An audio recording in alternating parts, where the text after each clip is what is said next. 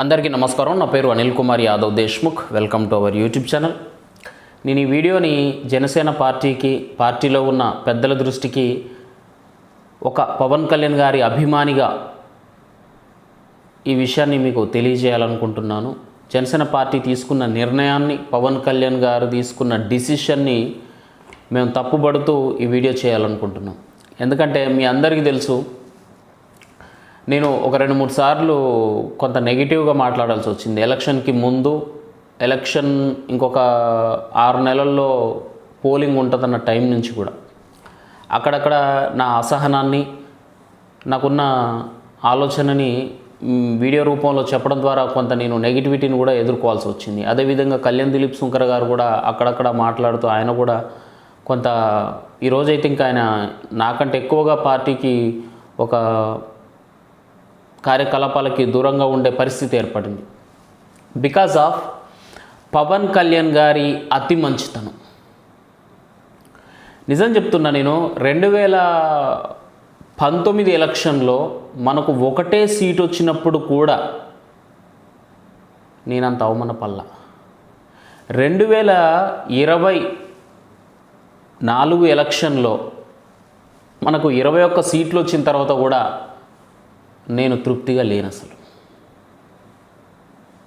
In fact నాకు ఆ ఒక సీటే ఎక్కువ మజానిచ్చింది, ఎక్కువ తృప్తినిచ్చింది. ఈ 21 సీట్లు నిజంగా నాకు అసలు ఎలాంటి సాటిస్ఫాక్షన్ ఇలే.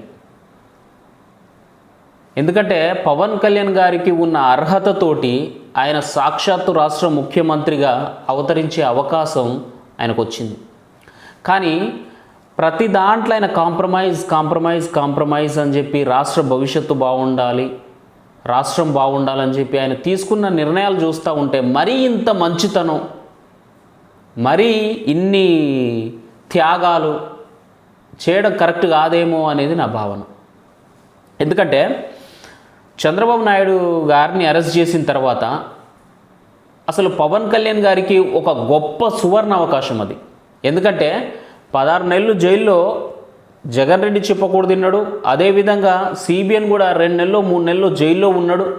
వీళ్ళిద్దరూ దొంగలు, అవినీతి చేసిళ్ళు, కాబట్టి నేనే మంచోన్ని అనే ఒక 3వ ప్రత్యామ్నాయంగా ఆయన బయటకు వస్తాడేమో, జనాల్లోకి వచ్చి మైకు బట్టి ఆయన వారాహి మీద విస్తృత పర్యటన చేసి రాష్ట్ర సీఎంగా ఆయన అవతరిస్తారేమో అని మేము అంతా కలలు కన్నాం.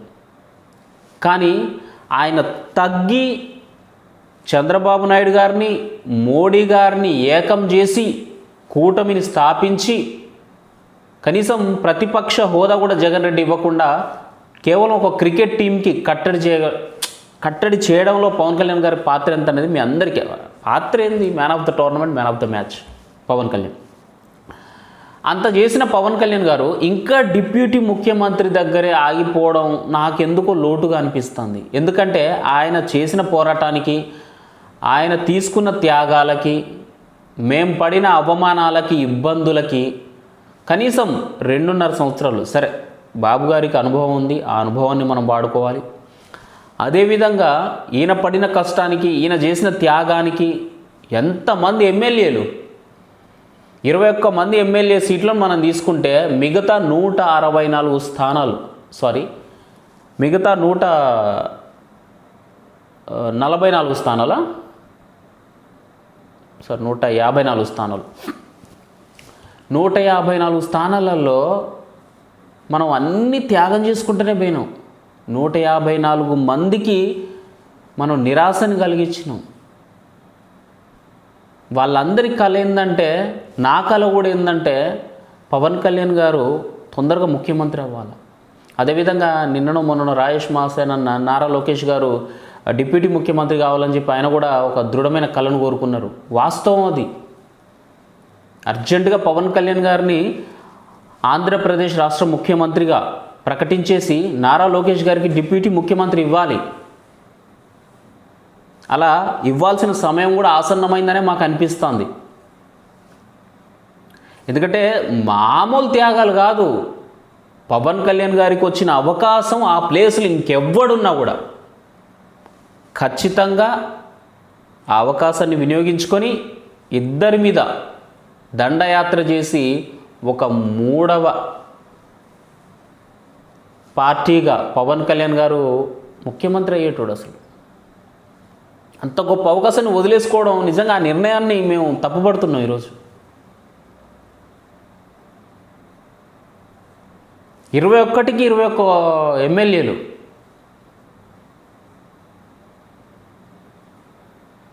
అలాంటి పవన్ కళ్యాణ్ గారు ఎందుకు ఆ 21 దగ్గర ఆగిపోవాలి? కనీసం ఒక 50-60 సీట్లు ఎందుకు తీసుకోలేదని చెప్పి ఆ రోజు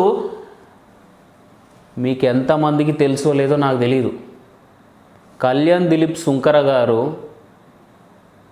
ఆయన ఈరోజు అభిమానం లేదు అని మీరు అనుకుంటున్నారు, కానీ ఆయన గుండెల్లో ఇప్పటికీ పవన్ కళ్యాణ్ గారి పైన, మెగా కుటుంబం పైన ఎంత ఆప్యాయత, ఎంత ప్రేమానురాగాలు ఉన్నాయో నేను కళ్ళారా చూస్తాను. పవన్ కళ్యాణ్ గారిని సీఎంగా చూడాలనేది ఆయన కళ. దానికోసం ఆయన దగ్గర కొన్ని వ్యూహాలు ఉన్నాయి, దానికోసం ఆయన దగ్గర కొన్ని ప్లానింగ్స్ ఉన్నాయి. ఎందుకంటే సుప్రీంకోర్టు అడ్వకేట్ కదా, ఎన్ని కేసులు, ఎన్ని లాంగ్వేజ్ల్లో, ఎంత గొప్ప వక్త ఆయన. మీ అందరికీ ఆయనకున్న మేధస్సు, ఆయనకున్న సబ్జెక్టు, ఆయనకున్న నాలెడ్జ్ ఎంత అనేది నాకంటే మీ అందరికీ బాగా తెలుసు. అలాంటి మనిషి పవన్ కళ్యాణ్ గారు ముఖ్యమంత్రి అనే పదాన్ని ఎందుకు వదిలేసిండబ్బా అని చెప్పి ఆయన వెనకడికి వేయాల్సి వచ్చింది. అంతే, అంతకు మించి వేరే ఏం లేదు ఇక్కడ. పవన్ కళ్యాణ్ గారు ముఖ్యమంత్రి కాదంటే ఎక్కడ ఆంధ్ర జనాలు రివర్స్ అవుతారో, ఎక్కడ కాపు ఓటింగ్ అనేది కరెక్ట్గా టీడీపీకి పడకుండా ఉంటుందో అన్న భయంతో ఆ రోజైనా జగన్ రెడ్డిని ఓడించాలంటే దేవుడు దిగి రావాలని చెప్పినాడు. అంతకు మించి వేరే ఏం లేదు అక్కడ. దయచేసి మీరు అంతా అర్థం చేసుకోవాలా. ఇప్పటికి కూడా పవన్ కళ్యాణ్ గారి నిర్ణయాన్ని అంటే ఆయన తీసుకున్నాడు, డిప్యూటీ ముఖ్యమంత్రి అని చెప్పి అనౌన్స్మెంట్ జరిగింది. కాకపోతే ఇప్పుడు సమయం వచ్చింది, ఆయన ముఖ్యమంత్రిగా ఛార్జ్ తీసుకుంటే యంగ్ లీడర్ అయినటువంటి నారా లోకేష్ గారికి కూడా ఒక డిప్యూటీ ముఖ్యమంత్రి అనే పదవి ఇస్తే ఇంకా బాగుంటుంది అనేది అందరి ఆలోచన కూడా. సో ఈ ప్రకారంగా మన ఆంధ్రప్రదేశ్ రాష్ట్ర ముఖ్యమంత్రి సిబిఎన్ గారు, అదేవిధంగా జనసేన పార్టీలో ఉన్న పెద్దలు శ్రీ కొనిదెల నాగబాబు గారు, అదేవిధంగా నాదెండ్ల మనోహర్ గారు కూడా మంచి నిర్ణయం తీసుకొని అతి తొందరలో మాకు ఈ న్యూస్ను చెప్పాలని చెప్పి ఆ బాధ్యత మీ ముగ్గురిపైనే ఉంది. ఎందుకంటే పవన్ కళ్యాణ్ గారు ఆయన సీఎం అవ్వాలని ఆయన ఏ రోజు ఎందుకో అంటే ఆ చరిష్మా ఉన్నది, ఆ గట్స్ ఉన్నాయి. అసలు ఎవరన్నా ప్రభుత్వంలో ఉండి వచ్చి ప్రజలకు క్షమాపణ చెప్పే మనిషి ఎవరన్నా ఆయన ప్రమేయం లేకుండా, దేవుడయ్యా స్వామి, అలాంటి లీడర్ ఎక్కడ దొరకడు అసలు. కాకపోతే ఆయనకున్న ఆ అతి మంచితనం, ఆ త్యాగ గుణం ఈరోజు కొంతమందిని అవమానపడేలా చేస్తుంది, కొంతమందిని పార్టీకి దూరం అయ్యేలా చేస్తుంది. కేతంరెడ్డి, వినోద్ రెడ్డికి పవన్ కళ్యాణ్ గారి మీద కోపం అనుకుంటారా మీరు? లేకపోతే మన పార్టీ నుంచి వెళ్ళిపోయిన ఇంకొంతమంది ఎవరు, మన పాటంశెట్టి సూర్యచంద్ర అన్న, వాళ్ళకి పవన్ కళ్యాణ్ గారి మీద కోపం అనుకుంటారా మీరు? ఆయన ఈ త్యాగ గుణం, ఈ అతి మంచితనం వల్ల ఇది లేట్ అయిపోతుంది, జనాలు ఎక్కడ యాక్సెప్ట్ చేయకుండా ఉంటారో అన్న భయంతో తొందరపడ్డారు. ఇన్ఫ్యాక్ట్ కళ్యాణ్ దిలీప్ సుంకర్ అన్న కూడా, ఆయన కూడా అలాంటి స్టేట్మెంట్లు పాస్ చేయడానికి కారణాలు ఉన్నాయి. అంతే తప్పితే ఆయన మీద ఎవరికి పవన్ కళ్యాణ్ గారి మీద ఎవరికి ద్వేషం లేదు. ఆయన నిర్ణయం పట్ల కొంత అసహనం మాత్రమే ఉన్నది. నేను కూడా 2-3 సార్లు మాట్లాడినా, మీకు కూడా తెలుసు అందరికీ. అది 21 సీట్లు ఏందన్నా మరీ దారుణం కాకపోతే ఇదని చెప్పి నేను కూడా చాలా గట్టిగానే మాట్లాడినట్టున్నా. 16 సీట్లు 21 సీట్లు అంటారు, ఏంది కథ, అసలు ఇది వర్కౌట్ అవుతుందా, పోయేలా ఉంది ఇప్పుడు నేను కూడా భయపడ్డా. బట్ పవన్ కళ్యాణ్ గారు స్ట్రాటజీ వర్కౌట్ అయింది. అట్లనే ఇప్పుడు కూడా ఆయన ముఖ్యమంత్రిగా ఛార్జ్ తీసుకోవాలని చెప్పి మేమంతా ఎదురు చూస్తున్నాం. ఎందుకంటే డిప్యూటీ ముఖ్యమంత్రిగా ఆయన ఎన్ని శాఖలు మెయింటైన్ చేస్తూ ఉన్నారో మనం అంతా చూస్తూ ఉన్నాం.